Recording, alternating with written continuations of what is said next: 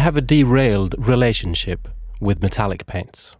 Well, we've passed derailed. It's not even a relationship anymore. The relationship ended just a few months after it started. And I'm afraid I'm the one to blame. I have issues. We won't discuss all of them because that would take quite the time. More specifically, let's just discuss my issues with metallic paints. They may seem peculiar, or at the least contain hints of perfectionism, and are utterly based on my personal taste. So why the divorce? I dislike the style of the shine and reflections. A metallic paint has tiny pigment particles inside that reflect light, sort of like tiny mirrors. Now let's say in the real world, we're trying to mimic, while painting miniatures, a gold ring will reflect light and look shiny. So we paint gold paint on a miniature's ring, trying to mimic the same result. Yet the tiny pigment particles in that tiny blob of paint are actually relatively large in comparison to the mini. And because the light reflected is actually from our world, the world of giants, the combined result is reflections that are rather a lot less complex than I would like. A few metallic paints that I've tried actually have quite large chunks of reflective particles in them, so large that they are actually visible, like sparkly grain. To my eye, making things look like the miniatures got small crystals painted on, a slight resemblance to Christmas decorations, perhaps, not like something made from metal. And perhaps most importantly, a lot of metallic paints are terrible to paint with. It's like streaking on a goo that's thick but does not cover, clogging up details and leaving brush marks. It's almost like the brush actually wipes away the paint while painting. And all I get is metallic paint in all the places I actually didn't wipe my brush over. Bumpy metallic paint. So, I stopped using metallic paint. Why bother? Well, now after a year or so, after the divorce and all, I've had time to reconsider.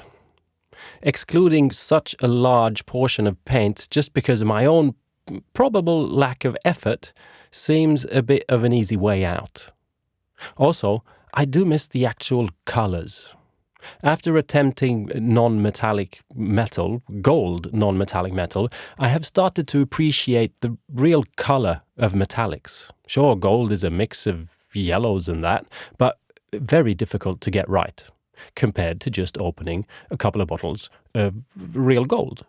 And so I want to try and paint with metallic paints again. Unsure of where to start this quest for my holy grail of metallic paints, I decided to go for my not very secret card up my sleeve trick. The one I pull out when in doubt of personal hobby survival. The local friendly game store card. This is going to be yet another shameless homage to Alpha Spel game store in Stockholm.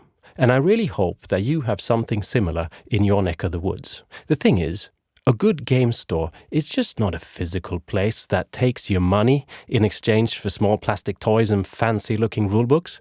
I mean, the point of actually having that's a lot of actual store and not just a web-based thingy, is that there are people working there whose job it is to help you with your hobby pitfalls.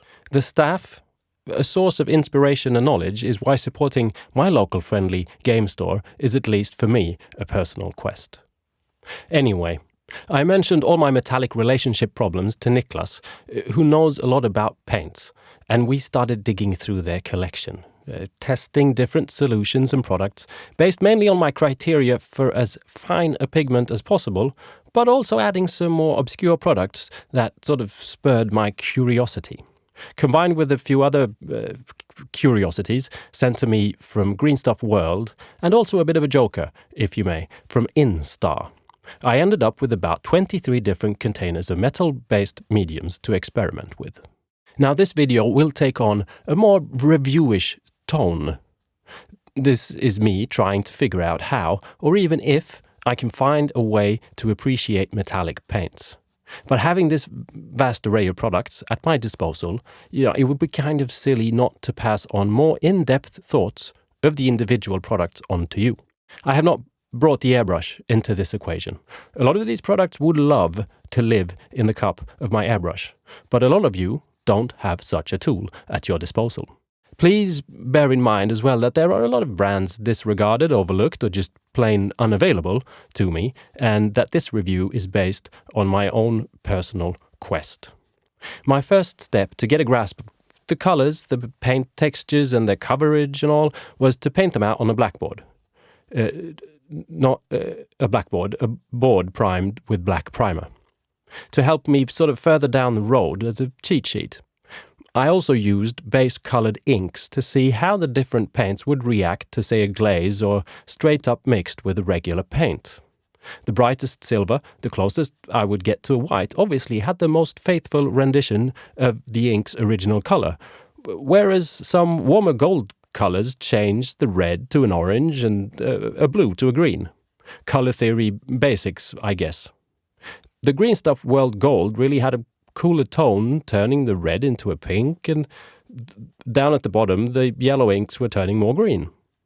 I plan not only to challenge myself with the actual usage of metallic paints, but also in more or less creative ways of using said paints. I don't just want to do the one layer, add a wash, and then be done with it. Obviously, nothing wrong with this technique, but it's not how I usually paint minis. So I do not intend to stay within those confinements just because I now have metallics on my brush.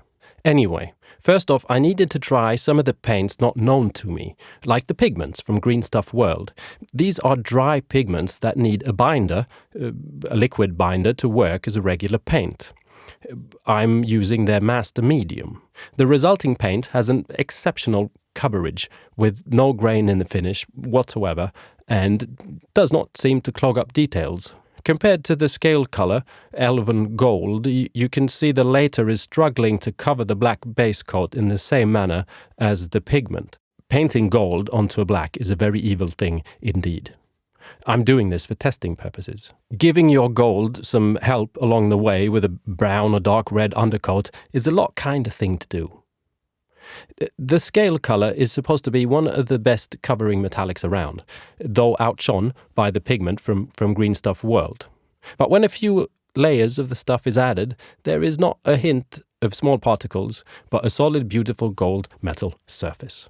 Curious about the liquid silver from Vallejo, an alcohol-based paint, if I'm not misinformed. Misinformation apparently being a thing of our time, but personally something I try and stay away from. This paint is toxic and should not be on your table, within the reach of kids. And you need alcohol to dilute the paint, not the kids. And also, you need alcohol to clean your brush. Quite unpractical. So I figured it would be amazing, but was rather put off because of the bumpy type texture. It really does look like silver, but I'm thinking this might be designed for larger surfaces. It does say the paint can rust if in contact with water, and that sounds awfully cool, although another experiment entirely. The Green Stuff World Chrome Metal is a beast of its own. Also toxic and alcohol-based, is designed to not just add a shiny chrome paint, but also a chrome effect, turning anything you paint with it to look like a T-1000, a reference to a liquidy robot from a 90s film starring the former governor of California. An important note here is, after apparent trial and error, this paint can only be added in one massive layer. Trying to paint one layer atop of the other just turns everything into shambles. It also, with intent, covers details to sort of smooth them into a chrome kind of a thing. For the next round of tests, I gave the test minis a zenithal prime for wet blending purposes. I have been longing to wet blend with metallics. It's a technique I use regularly, pretty much on every miniature, and I dislike having to leave that behind. First out was the metallic medium from Vallejo. This medium can be added to regular opaque paints, thus creating any metallic colored paint of your choosing. The idea was sound, but unfortunately not satisfactory. The medium thinned the paint down a lot, making it difficult to wet blend, but mainly the reflective particles in this one was, they were just too large. I was in glitter Christmas decoration land again, so I tried wet blending with the Scalecolor Alchemy paints, but they were way too thin for wet blending and I rapidly jumped that ship. I tried to mix some metallic paints with some regular opaque paints, using my color guide cheat sheet to mix paints that would work well together. And this was the first time I felt like I was actually welcomed into the paint job and not sort of stopped to then have it slammed right back into my face. Highlighting the base wet blend with some straight out of the bottle gold honestly did warm my cold heart just a little bit. Lastly was the tiny bottle of Gold Shift from Instar. On impulse ordered together with other paints from them to try out. I'm not sure what words I can use here because of the swamp of trademarked words. Essentially, there are paints that shift in color depending on how the light hits the surface. This product from Instar is a medium designed to add to a regular metallic paint, resulting in this type of shifty effect added to your regular metallic paint. Adding this gold to a silver would make the silver look like silver from one angle and gold from the other. I decided to add this to a regular opaque paint, giving me a golden glare whenever the light hit the otherwise non-metallic surface. And now I needed a bit of pressure.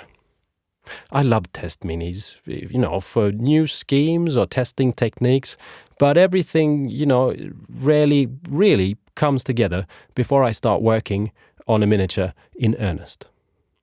During my test painting, not only taking mental notes of the individual paints, I also thought a lot about the purpose of these paints and what to paint. The paints mimic metals, yes, but the style, the glints, the sparkle, is it something necessarily reserved for a gold or silver surface? In nature, a lot of birds, for example, have a metallic shine to some parts of their plume. Insects definitely do a lot of metals. So why limit myself to only metallic armor? This paint has, in my mind, as much magic written all over it as it does weaponry. And gold is also quite the decadent thing, showing off an alluring wealth of power. Finding a large mini to experiment on was also kind of important. A mini that would give me a lot of options, a lot of different surfaces. The combination of large and decadent and enter Silesky,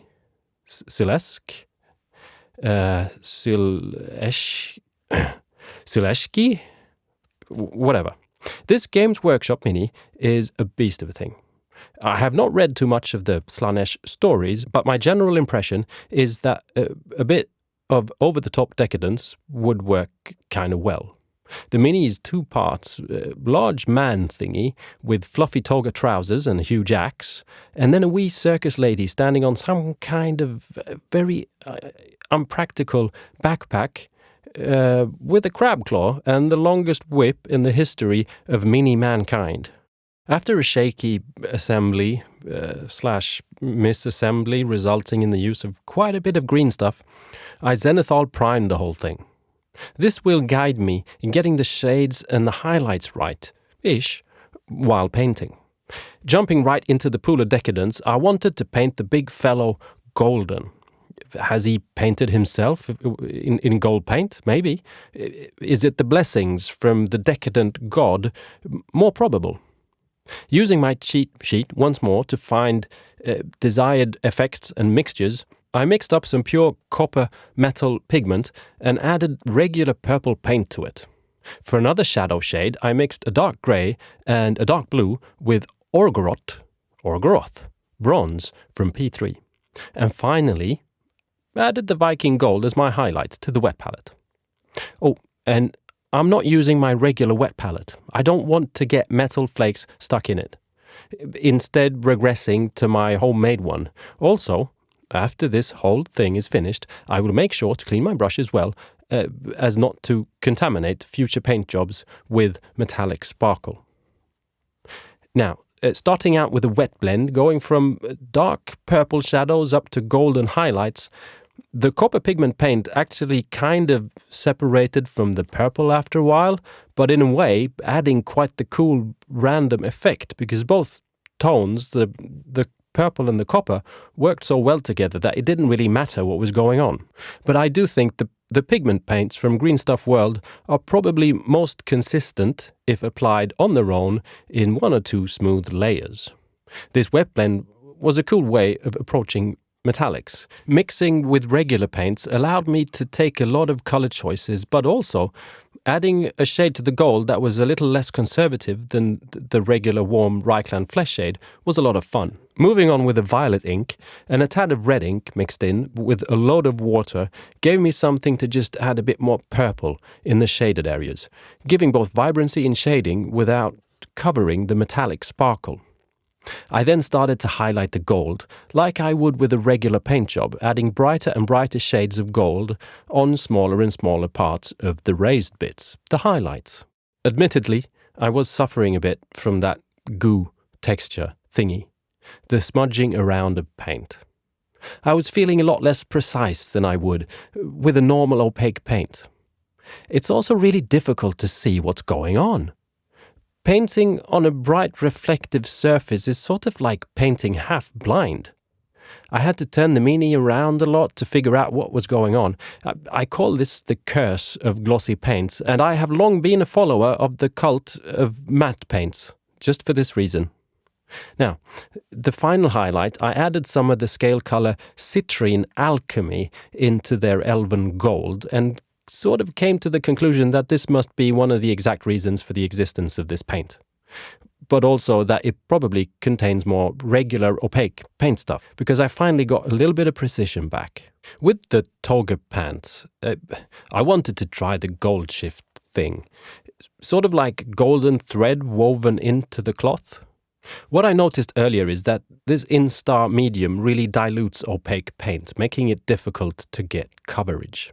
So I wet blended on the one layer of regular paints first, then mixing in the gold shift with the same paints and sort of creating a thick glaze that I worked on in layers, brighter and brighter, adding the shift thing but also highlights. It was difficult though. The thin goo curse was on me again, making it difficult to do precise work. And in the end, I added sort of fabric textures, sort of straight stabbing lines as highlights, using just regular paints, leaving me with a kind of fun, slight hint of gold when the light hits the cloth kind of a thing, with some kilt patterns, highlights on top. With all the armor and weaponry, I thought I'd try the quote, simple, unquote, approach. Sort of going for my black armor recipe, again, quote, unquote, but replacing the regular paints for metallic paints. I covered everything with a layer of Vallejo metallic airbrush magnesium.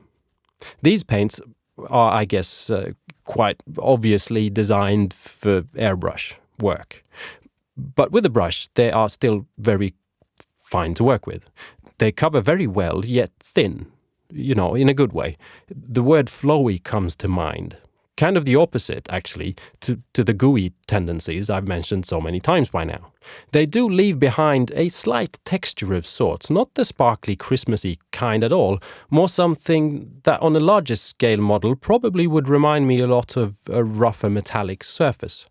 And I can definitely see how this would work well on modern or future weaponry, just because of this slight reflective texture. That sounded fancy, didn't it? Anyway, after that first layer of magnesium, I slapped on both Black Templar and Pterodon Turquoise contrast paint, both diluted with contrast medium to make them a bit less covering. Then going back and repainting with the magnesium all the bits I really wanted to shine a bit more, both regular brushwork and dry brush. Struck with a lightning bolt of rapidly depleting genius, I then glazed on the purplish-pink Kunze Alchemy from Scalecolor, giving me a raspberry-flavored lollipop vibe going on the weaponry and armor. A light-handed dry brush with Vallejo airbrush aluminium then sort of made everything pop, kinda nice. With the aluminium, I was careful to work only the areas that would be highlighted if there was a miniature imaginary sky over this mini. This glazing thing with the Alchemy paints, painting repeated layers of thin metallic color on top of something almost finished, was in the end my favorite way of working with the Alchemy paints on this mini. And as these paints were already in the wet palette, I brightened up the gold highlights some more on the gold torso with the brighter shades of Alchemy paints. We're now in for a bit of a hey presto, here's something I prepared earlier moment. I painted everything that does not include metallic paints without showing you. This will give you back at least 10 minutes of your life, and you are more than welcome to thank me for it in the comments. Now, if there was ever a time to try chrome metal, it would be on this crab claw. The whole thing is weird anyway. I mean, just imagine trying to pick your nose with that thing. Destroying some of the detail with the chrome effect seemed to me a cool enhancement. And while, waiting for that to dry, I covered the entire clothing with Green Stuff World gold metal pigment. It's pretty cool. Compared to my ring, which is actually gold, we're definitely in the same territory. And by now, the chrome was dry, and that too is definitely chromy. Remember though, all the paint in one slobby go. There's no touching this up. My idea with this gold on the clothing, quote unquote, was to try and work with it like it was more of a normal paint job, but using only metallics. Enhancing the shades in the shadowy areas using P3 Deathless Metal, and darkening that down even further with the purple ink. Then working in some midtones with Scalecolor Dwarven Gold, and highlighting with the Elven Gold from the same set. And finally doing the brightest highlights with Citrine Alchemy. And all of this did start to give me the complexities in the gold armor that I, did set out to find. I tried, by the way, to paint on some of the pinkish Alchemy paint onto the crab claw, but it just smudged around. It would not stick at all. Also something to have in mind. So instead, I opted to use the same paint on the exceptionally flowy hair instead. After one covering layer of a rather thin, normal, opaque paint, I highlighted with the pink and purple colored Alchemy colors. Deciding then that everything kind of got a bit out of hand, so I toned it down again with the original regular opaque paint, the red one, mixed in with a lot of contrast medium. I was now considering stepping away from this mini. In a way, the experiment was sort of complete, but I just felt that I could tie everything together just a little bit more, turning all of this into not only an experiment, but into a mini that I can actually be proud of. So this is where I intend to steal back a few of those 10 minutes I gave you earlier, I guess, because I gloss varnished the mini to prepare it for oil paints. I figured a final layer of shading with the help of oil paints would just bring everything together. I mixed up 3 different mixes of oil paints. The black mixture went on all the armor, weaponry and drapey clothing. I just sort of smudged it on and then cleaned off using cotton buds and the brush. This I figured would just add a bit more of a sinister feel, but also make the gold and the raspberry lollipop pop just a bit more.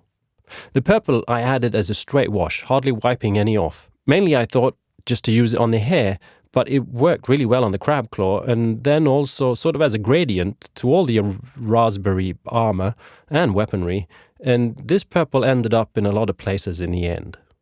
The brown was only used on the whip and wood shaft of the axe just to match the shadows I had now added to the rest of the armor and clothing. Then pigment powders on the legs just for that dirt and dust, just to add a bit more grit and realism that, I kind of like. Then I painted the base. Sort of strangely monochrome temple stony blue.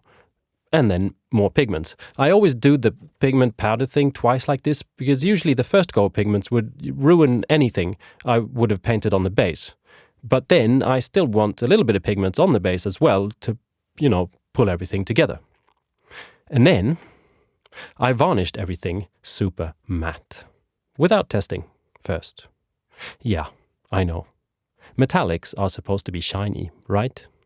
But hey, is that not what the metallic particles are for? To reflect the light? I just do not like glossy surfaces. All my minis are super matte. It's a personal preference kind of a thing. And I just needed to see how that would work out on this. And I must say, I was quite surprised on how much of everything I have been struggling against is probably based on the fact that metallic paints are glossy. All of a sudden, I could see what I'd been doing. The bleeding sensation in my eyes, forgotten. Sure, a lot of the bling is gone, but the gold still looks like gold. The colors are right. The silver has a tendency to look a little grey, but it still has this sort of metallic vibe going, reflections changing in the surrounding light. Did I find my holy grail? Will I return to metallic paints? Well, yeah-ish. I still find the paints frustratingly difficult to paint with. The result, in total though, is that the gold really does look like gold. Not like the mustard on my attempt to non-metallic metal, and required a lot less work. I also think it depends on the mini at hand. Now I've got difficulties seeing this huge axe-wielding fellow in anything but golden skin. I think it really suits. And I'm starting to see other minis, and now considering a metallic scheme, something I would not have done prior to this experiment. So with time, this metallic thing might grow on me. The matte finish was definitely a bit of a revelation. In the end, I think the most important thing for me with this experiment was to not discard a technique, effect, painting style, or product completely before giving it a serious try in forming my own opinion.